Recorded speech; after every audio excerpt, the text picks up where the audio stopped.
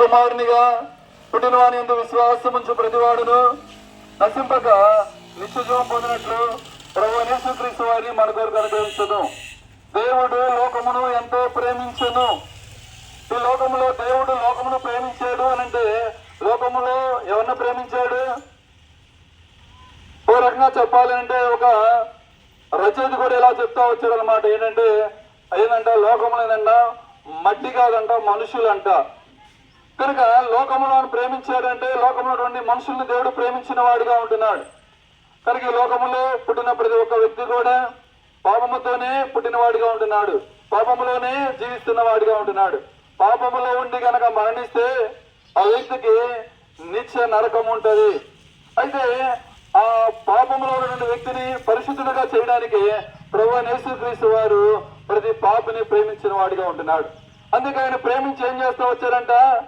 తన అద్వితీయ కుమారుని ఈ భూమి మీదకి పంపించిన వాడిగా ఉంటున్నాడు.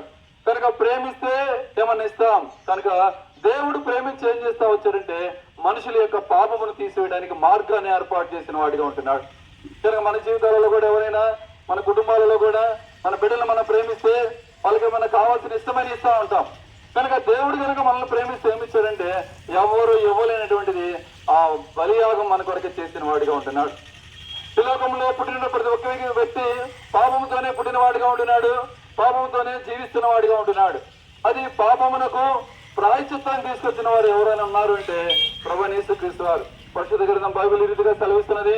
యేసును నేనే మార్గమును, నేనే సత్యమును, నేనే జీవమునే ఉన్నాను, నా ద్వారా తప్ప ఎవరును తండ్రి ఎదుగు అనగా పరలోక రాజ్యం ప్రవేశింపలేరని.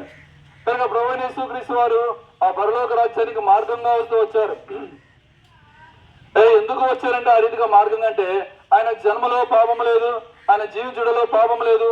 అంతేకాకుండా ఆయన భూమి మీద ఉన్న జనాల్లో చెప్తా వచ్చారు, నాలో పాపం ఉన్నదని వీడు ఎవడు స్థాపించగలడు.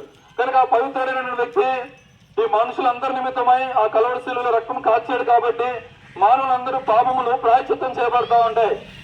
కనుక మనుషుల యొక్క పాప ప్రాయశ్చిత్తం జరిగినప్పుడే ఆ వ్యక్తి పవిత్రుడిగా చేయబడతా ఉంటాడు.